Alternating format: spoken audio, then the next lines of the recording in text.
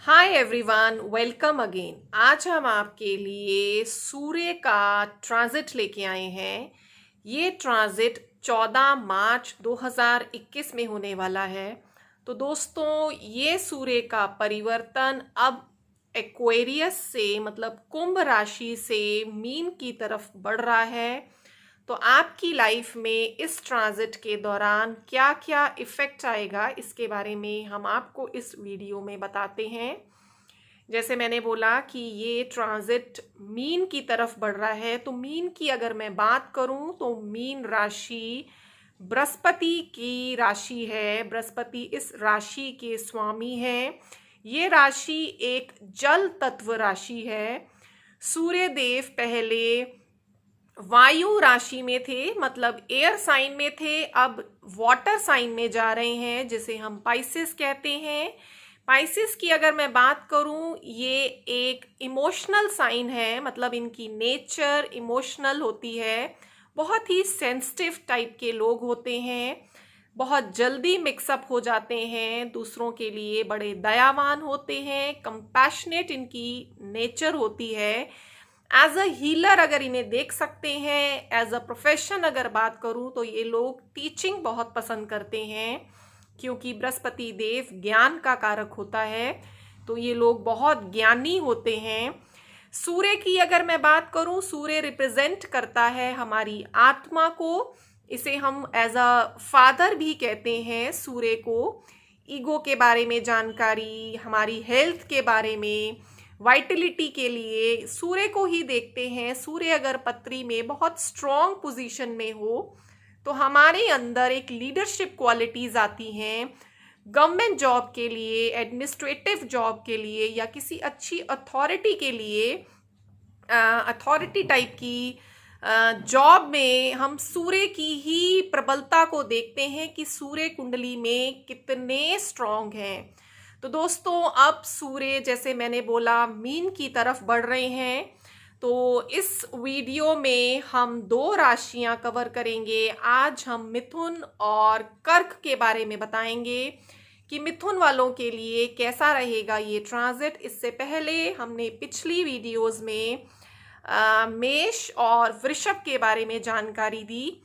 तो मिथुन की कुंडली मतलब 3 नंबर ये कुंडली होती है। अगर आपकी कुंडली में पहले घर पर 3 नंबर है तो आप मिथुन लगन के हुए, और अगर आपका चंद्रमा 3 नंबर में है तो भी आप मिथुन राशि के हुए।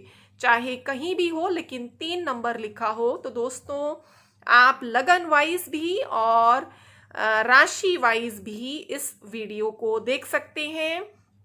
कुंडली के हिसाब से सूर्य आपके तीसरे घर के स्वामी बनते हैं। थर्ड हाउस मतलब 5 नंबर आपके तीसरे घर पर पड़ता है। सूर्य देव उस घर के स्वामी है। तीसरा घर हमारा सिबलिंग्स का घर है। ये हमारे शॉर्ट ट्रेवल को दर्शाता है। हमारे अंदर कितनी ताकत है, हम कितने मेहनती हैं, कितने पराक्रमी हैं, करेज हमारे में कैसा है, हम कितनी हिम्मत रखते हैं कार्य को करने की। ये सारी बातें तीसरे घर से ही पता चलती है। सूर्य अभी आपके भाग्य में विराजमान थे, मतलब उनका ट्रांजिट आपके 9वें घर में था। अब ये 9वें घर से 10वें घर की तरफ जाएंगे, मतलब 10th हाउस में। 10वां घर हमारा कार्य का घर है। इसे हम करियर हाउस कहते हैं। प्रोफेशन के वे से इसी घर को देखते हैं। तो आप समझ सकते हैं सूर्य का ट्रांजिट मिथुन वालों के लिए बहुत ही अच्छा होने वाला है, क्योंकि तीसरे का स्वामी जब 10वें में जाएगा तो आपके प्रोफेशन में दिन दुनी रात चौगनी तरक्की के ही योग बनने वाले हैं। वैसे भी सूर्य 10वें में दिग्बली हो जाता है, मतलब उसकी स्ट्रेंथ बहुत बढ़ जाती है। तो काम काज में ये ताकत आपकी लाइफ में आने वाली है। कार्य क्षेत्र में बहुत ही फायदा होगा, चाहे आप गवर्नमेंट सेक्टर में है, चाहे प्राइवेट में है, चाहे खुद का बिजनेस है, आपका पार्टनरशिप बिजनेस में है। सभी कामकाज वालों को इस समय कामयाबी के योग बनेंगे। मान सम्मान में वृद्धि होगी। उच्च पद की प्राप्ति होने वाली है, जैसे कहते हैं पद उन्नति होगी, आपका सम्मान बढ़ेगा, आपके काम से सभी लोग प्रसन्न होंगे। स्पेशली अगर मैं बात करूं तो आपके सीनियर्स आपके काम की बहुत सराहना करेंगे, प्रशंसा करने वाले हैं। तो दोस्तों अभी से ही आप खुश हो जाइए। ये ट्रांजिट मिथुन वालों के लिए एक बहुत ही बड़ा ट्रांजिट होने वाला है, एक बहुत बड़ी अपॉर्चुनिटी मिलने वाली है। ऐसे अवसरों को बिल्कुल मत खोइए। जो लोग अनएम्प्लॉयड हैं, इस समय आपको एम्प्लॉयमेंट मिलेगी। आप जो भी प्लेसमेंट देख रहे हैं उसकी तरफ आगे बढ़िए। स्पेशली अगर मैं बोलूं गवर्नमेंट सेक्टर्स की तरफ से आपको जॉब्स मिल सकती हैं। जो ऑलरेडी एम्प्लॉयड हैं उनके भी तरक्की के इंक्रीमेंट के योग बनेंगे। अगर मैं किसी पर्टिकुलर फील्ड की बात करूं तो जो लोग पब्लिक डीलिंग में हैं, मीडिया के क्षेत्र में हैं, लॉयर्स हैं या सेल के डिपार्टमेंट में हैं, सेल एग्जीक्यूटिव्स टाइप की जॉब करते हैं, किसी क्रिएटिव फील्ड में भी हैं, अगर आप जैसे कहते हैं कोई कलाकार हैं, किसी कला में अगर आपको इंटरेस्ट है तो ऐसे लोगों की लाइफ में बहुत तरक्की आएगी। या इस तरह की अगर आप जॉब करना चाहते हैं, अपनी कला को प्रोफेशन में चेंज करना चाहते हैं, तो भी ये ट्रांजिट आपको बहुत सहयोग देगा। लेकिन एक आपको बात का ध्यान देना है, कुंडली में भी सूर्य की पोजीशन आपको देखनी है कि कुंडली में सूर्य कहाँ पर प्लेस्ड है, किस तरह से उसका योग बनते हैं, किन ग्रहों के साथ ग्रसित है, किसके साथ उसकी युति है, मतलब कंजंक्शन है, किस तरह के एस्पेक्ट हो रहे हैं, दृष्टि संबंध किन ग्रहों के साथ है। एक पावरफुल अगर सूर्य आपकी पत्री में नेटल चार्ट में है तो ये ट्रांजिट भी आपको बहुत लाभदायक आपके लिए सिद्ध होने वाला है। क्योंकि अगर हमारा नेटल चार्ट का सूर्य अच्छा है, 100% ट्रांजिट अच्छा है, तो लाइफ में 101% आपको तरक्की ही मिलेगी। दशा अंतरदशा भी ज़रूर चेक करें।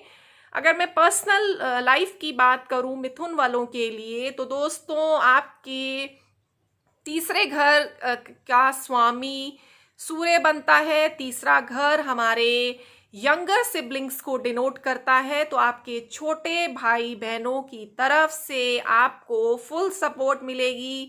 एक अच्छा रिश्ता उनके साथ आपका निभेगा। लाइफ में तरक्की के लिए आपके साथ वो आगे बढ़कर आपको सहयोग देंगे। वैसे सूर्य की दृष्टि सीधी आपके चौथे घर पर है, तो माता पिता कहें, फैमिली मेंबर्स कहें, उन सब की तरफ से आप लोगों को बहुत ही सहयोग मिलने वाला है। उनकी आशीर्वाद आपकी लाइफ में एक ऐड ऑन होगा, एक अच्छा बॉन्ड बनने वाला है। प्रेमी प्रेमिकाओं की बात करूं तो उनकी लाइफ में भी इस समय अपने बिलवड के द्वारा खुशियों की नई कहें सौगात मिलने वाली है। एक लाइफ में आपको क्वालिटी टाइम स्पेंड करने की कई मौके मिलेंगे। आपके पार्टनर्स के द्वारा आपको सहयोग मिलेगा। एक हैप्पी टाइम या कहें एक हैप्पी फैमिली इस महीने आपको अपने मेंबर्स के थ्रू मिलने वाली है। आपकी फैमिली मेंबर्स इस समय आपका ख्याल रखेंगे। और अगर मैं हेल्थ की बात करूं तो सूर्य को जैसे मैंने बोला कि एक वाइटलिटी के लिए देखा जाता है। सूर्य इम्यूनिटी का भी कारक है, जैसे मैंने बोला सोल के कारक हैं, फादर के हैं, एडमिनिस्ट्रेशन के कारक हैं। तो ऐसे हेल्थ के लिए भी हम सूर्य को ही देखते हैं। सूर्य अगर पत्री में बहुत अच्छे हैं तो आपकी बोन्स भी ताकतवर होती हैं, आपको हृदय रोग नहीं हो सकता, आपकी आंखें बहुत तंदुरुस्त रहेंगी, नेत्रों की भी आपको कभी प्रॉब्लम नहीं आएगी। तो हेल्थ वाइज अगर मैं मिथुन वालों की बात करूं तो वाइटलिटी इस समय इंक्रीज होगी, आपकी इम्यूनिटी सिस्टम बहुत बढ़िया रहेगा। ओवरऑल आपकी हेल्थ और वेल्थ और कहीं पोस्ट पोजीशन सब कुछ अच्छी होने वाली है। लेकिन शर्त आपको एक फिर भी मैं आपको बोल रही हूँ कि कुंडली ज़रूर देखें कि नेटल चार्ट में सूर्य आपका कैसा है, उसकी पोजीशन कैसी है, किस तरह से सूर्य आपकी कुंडली में वर्क कर रहा है, वो भी आपको देखना है। तो मैं समझती हूँ कि मिथुन वाले मेरी बात को अच्छी रीति से समझ रहे होंगे। तो मेरी तरफ से आपको शुभकामनाएं, आने वाला ये ट्रांजिट आपकी लाइफ में एक नया तरक्की का मोड़ आपको दिखाए। तो नेक्स्ट अब हम लेंगे कर्क की कैंसेरियंस के लिए सूर्य का ट्रांजिट कैसा रहेगा। कुंडली में सूर्य कैंसेरियन मतलब 4 नंबर की कुंडली बनेगी। तो पहले घर में अगर 4 नंबर है तो आप कर्क लगन के हुए, और अगर चंद्रमा आपके 4 नंबर में है, कहीं भी 4 नंबर लिखा हो कुंडली में, अगर 4 नंबर में चंद्रमा है तो दोस्तों तो भी आप कर्क राशि के हुए। तो दोनों ये वीडियो देख सकते हैं। तो कुंडली में दूसरा घर सूर्य का है, सूर्य आपके सेकंड हाउस के स्वामी बनते हैं। सेकंड हाउस हमारा फैमिली का है, हमारी स्पीच का है, हमारे वेल्थ का है, हमारे फूड का है। तो दोस्तों दूसरे घर का स्वामी सूर्य बनता है, और सूर्य जैसे काफ़ी देर से 1 महीने से जो अभी निकला है आपकी कुंडली में अष्टम में ट्रांजिट कर रहा था, गोचर उसका चल रहा था। अब ये अष्टम से आपके 9th हाउस की तरफ जा रहा है, मतलब भाग्य के घर में। तो आप समझ सकते हैं भाग्य में सूर्य के होने से आपकी लाइफ में बहुत ही खुशियां आने वाली हैं। काफ़ी देर से अगर आप परेशान चल रहे थे, आपकी परेशानी दूर होगी। एक तरह से कहूँ तो पूरी तरक्की के योग हैं, नई नई अवसर मिलने वाले हैं, न्यू अपॉर्चुनिटीज मिलेंगी। ओवरऑल अगर कहें तो आय में वृद्धि होगी, संचित धन में वृद्धि होगी, मान सम्मान में वृद्धि होगी। एक तरह से ये धन योग है, क्योंकि सूर्य आपके धन का ही स्वामी बनता है, और जब भाग्य में विराजमान होगा तो धन योग तो बनाएगा, धन की वृद्धि होगी, नए नए आपको अवसर मिलेंगे, नए नए तरीके मिलेंगे सोर्सेस से, जिससे आपके आय के साधन बढ़ेंगे। अगर मैं प्रोफेशन की वजह से बोलूँ, कार्य स्थान में थोड़ा सा आपको अलर्ट रहना पड़ेगा। वैसे सूर्य की सीधी दृष्टि आपके तीसरे घर में है, तीसरा घर हमारा एफर्ट का है। एफर्ट थोड़ा सा इस महीने लग सकता है, मेहनत करें। और जैसे मैंने बोला कि कार्य स्थान पर आपके दुश्मन आप पर इस समय नज़र बनाए रखे हैं, आपकी छवि को बिगाड़ सकते हैं। जैसे कहते हैं कि politics at your work place, तो आपको बहुत ही कॉशियस रहने की ज़रूरत है। काम करते हुए ध्यान रखें कि कोई भी गलती ना आपसे हो, क्योंकि ये गलतियां आपकी छवि, इमेज को बिगाड़ सकती है। लेकिन कितनी भी परिस्थितियां हो, कितने भी आपके ओपोनेंट्स परिस्थितियां उत्पन्न करें, लेकिन आपके मेहनत प्रयास से आप ही विजय रहेंगे, क्योंकि सूर्य इस समय आपको सपोर्ट करेगा। हर दुश्मन को आप हरा सकते हैं, ऐसा ग्रह की स्थिति बता रही है। व्यापारियों की अगर मैं बात करूं तो आर्थिक स्थिरता रहेगी। आप जैसा भी काम करेंगे, आपके पैसों की स्थिति बिल्कुल एक एवरेज से अच्छी रहेगी। बढ़ाना चाहते हैं अपने कार्य को, बढ़ा भी सकते हैं।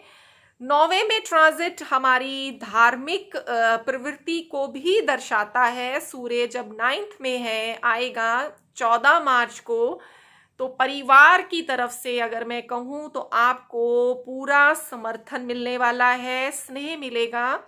9th हाउस हमारे पिता का घर होता है, पिता भी इस समय आपसे खुश रहेंगे, आपका भी उनके साथ एक अच्छा बॉन्ड बनेगा। जैसे मैंने अभी बोला कि 9th हाउस हमारी धार्मिक प्रवृत्तियों को बताता है, तो हो सकता है कि आप अपनी फैमिली के साथ किसी आध्यात्मिक यात्रा पर भी जाएं, और धर्म कर्म के मामलों में भी आपकी रुचि बढ़ेगी, आपका इंटरेस्ट बढ़ता जाएगा। दान पुण्य में भी आपका इंटरेस्ट होगा। घर में एक छोटा सा मांगलिक कार्य या कहें पूजा पाठ भी आप एक करवा सकते हैं। ऐसा आयोजन आपकी लाइफ में तरक्की के द्वार खोलेगा। तो अगर मैं कहूँ प्रोफेशनल वाइज, हेल्थ वाइज भी काफ़ी सही रहेगा, लेकिन थोड़ा सा जैसे मैंने बोला कि दुश्मन पक्ष से थोड़ा सी परेशानी उठानी पड़ सकती है, तो उस तरफ से आपको थोड़ा ध्यान देना है। ऐसा वातावरण आपको स्ट्रेस में ले जा सकता है। वैसे तो सेहत वाइज बिल्कुल सही रहेगा, लेकिन आपको माइंड को बहुत कूल रखना है, अपने विचारों को बहुत शुद्ध रखना है। अगर आपके कोई पिछले कोर्ट केस चल रहे हैं तो थोड़ा सा उसकी तरफ से परेशानी बढ़ सकती है, आपको ध्यान रखना है। ऐसे केसेस आपको स्ट्रेस में घेर सकते हैं। लेकिन कहते हैं कि जैसे मैंने बोला, हर चीज़ का एक वक्त होता है, हर चीज़ का समाधान होता है।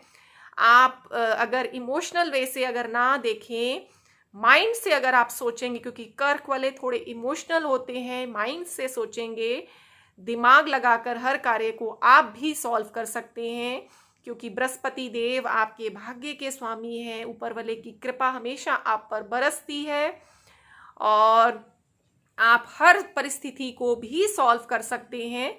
लेकिन कुछ बातों में अगर आप सचेत रहेंगे, ध्यान रखेंगे, तो लाइफ में आपको बिल्कुल भी दिक्कत नहीं आएंगी।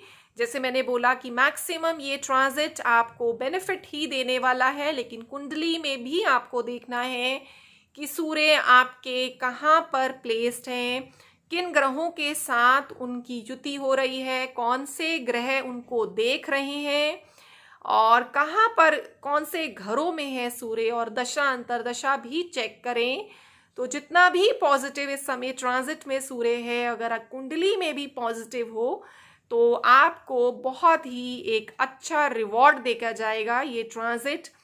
तो मैं समझती हूँ कि आपको मेरी बात अच्छे से समझ आ रही होगी। आप हमारी इस वीडियो को लाइक करें, शेयर करें, और जो लोग नए हैं चैनल पर, चैनल को सब्सक्राइब करें।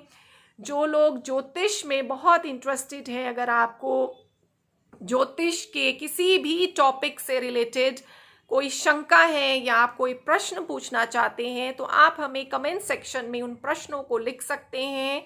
हमने क्वेश्चन आंसर्स की नई सीरीज स्टार्ट कर रखी है। आप ही के कमेंट सेक्शन में पूछे गए प्रश्नों को ही हम उस सीरीज में लेते हैं और आपको रिप्लाई भी देते हैं। तो मिलते हैं दोस्तों नेक्स्ट वीडियो में हम कन्या और सिंह वालों के लिए, लियोस के बारे में बताएंगे कि ये सूर्य का ट्रांजिट उनके लिए कैसा रहेगा।